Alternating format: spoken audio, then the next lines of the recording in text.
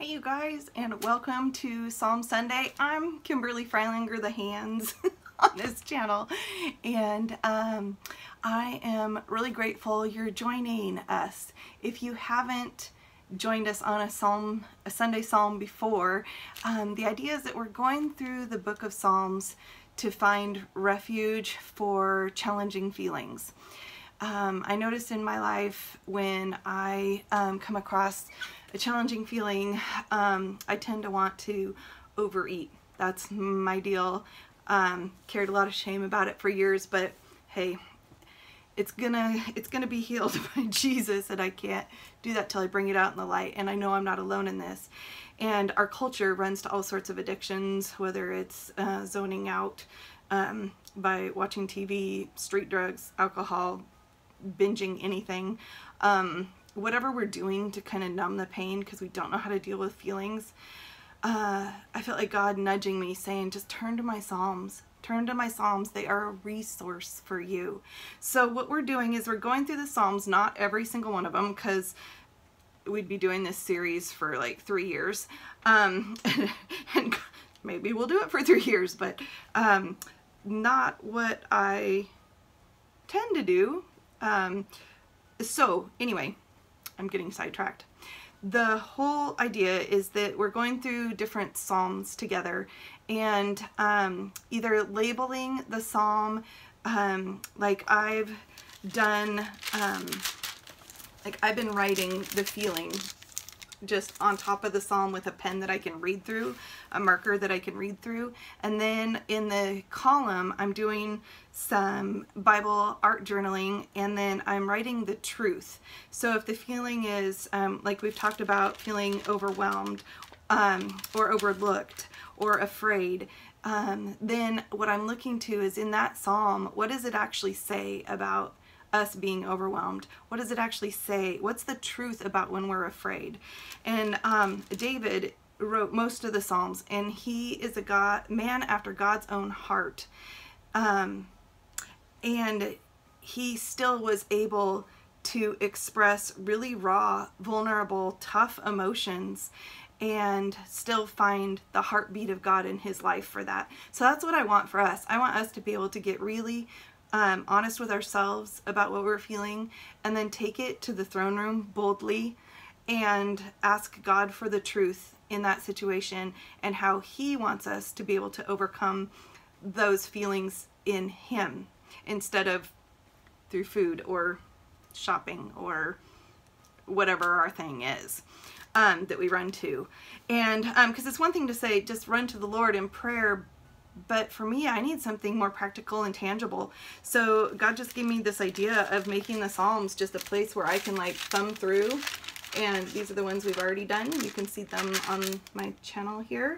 And I can like look, if I'm feeling afraid, I can just flip through and look for that big afraid word and find it very quickly. So I'm in front of the camera this week because when I recorded this, it didn't record. I think I forgot to push record, or I thought I did and I didn't.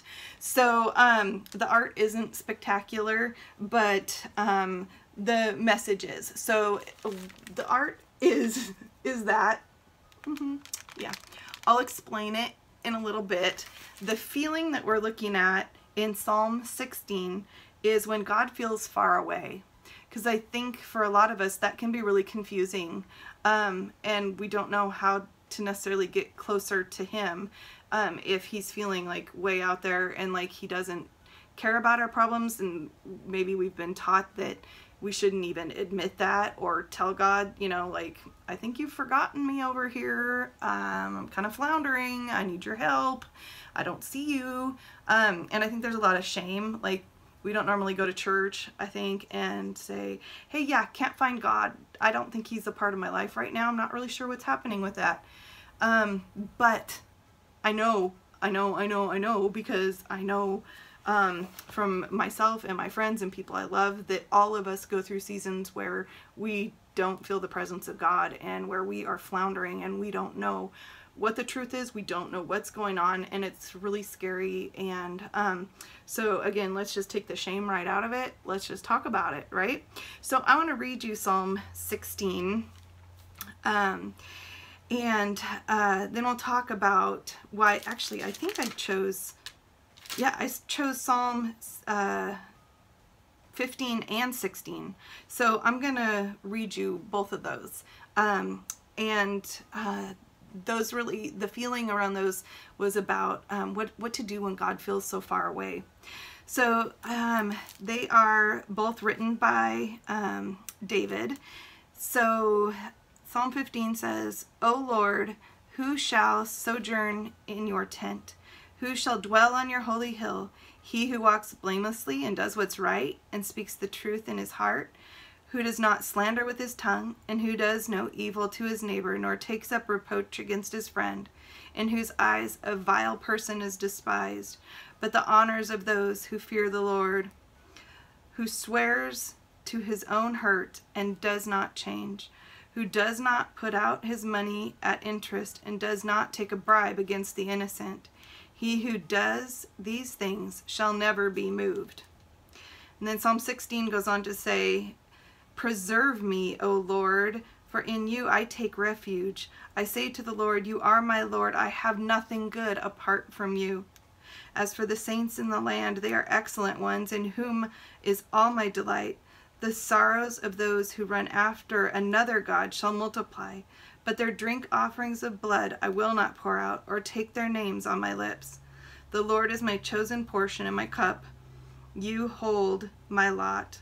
The lines for me have fallen in pleasant places. Indeed, I have a beautiful inheritance. I bless the Lord who gives me counsel in the night. Also, my heart instructs me. I have the Lord always before me, because he is at my right hand, and I shall not be shaken. Therefore my heart is glad, and my whole being rejoices. My whole flesh dwells secure, for you will not abandon my soul to Sheol, or let the Holy One see corruption. You will make known the path of life in your presence, and in your fullness of joy, and at your right hand are pleasure forevermore. So here's the truth. When we're looking at this,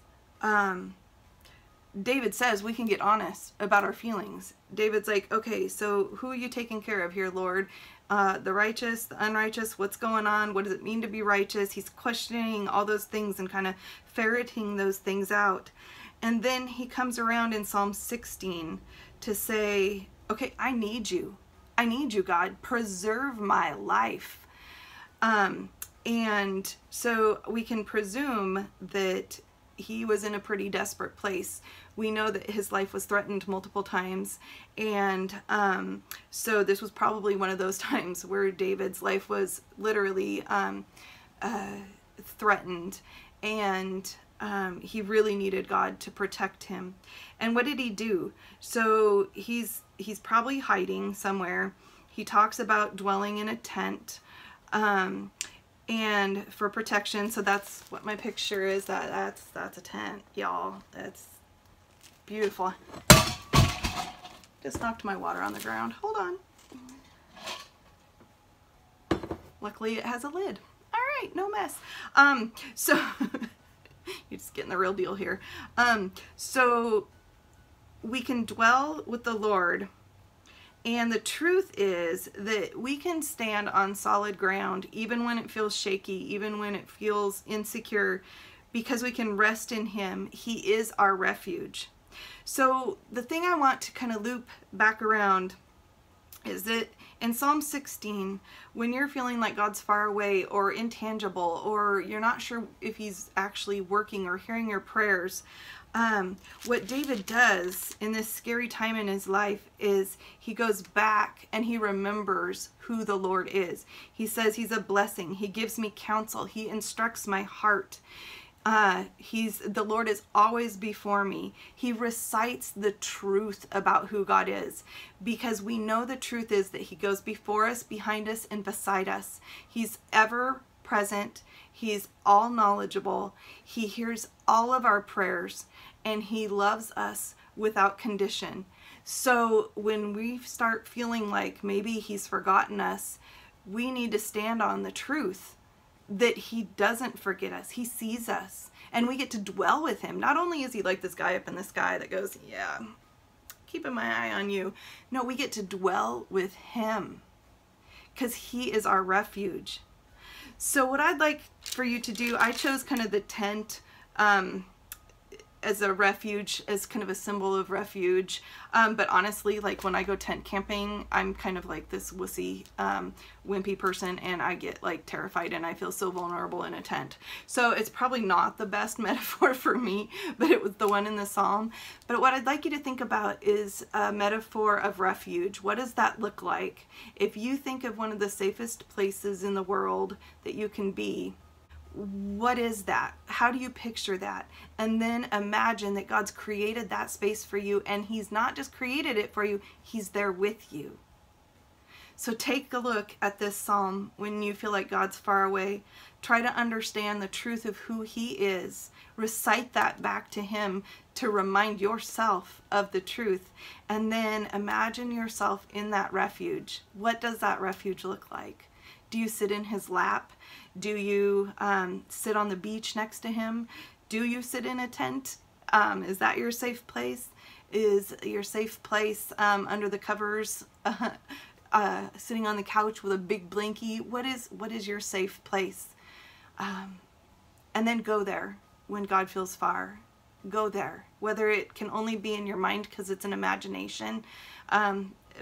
place, or if it's a physical place. Like, I love the ocean. It's my refuge. I live about 45 minutes from the beach, and I just get cravings that I need to be at the beach, and there's something absolutely restorative to my soul when I just go and sit on the sand. I feel like I'm hanging out with God. So honestly, I probably should have drawn the beach on this page, because that's my refuge, and that's where I find God, and that's a place that always brings me back to the truth of who he is and how safe I am in him, and that he's never far from me. It just feels like it sometimes. All right, guys, so that's the psalm for today. Again, it's Psalm 15 and 16. You can do this however you want. You can use the format. You can scribble over the top. You can make little tabs to tab the feelings. You could index them in the front of your Bible. You could do anything you want, but I just encourage you to make the Psalms part of your refuge for these challenging feelings. And let's continue through this together every Sunday until I feel like God says we're done. Sound good? All right. Fun to see you guys on camera. I'm imagining you're out there. Anyway, I'm here. I'll see you guys later. Bye.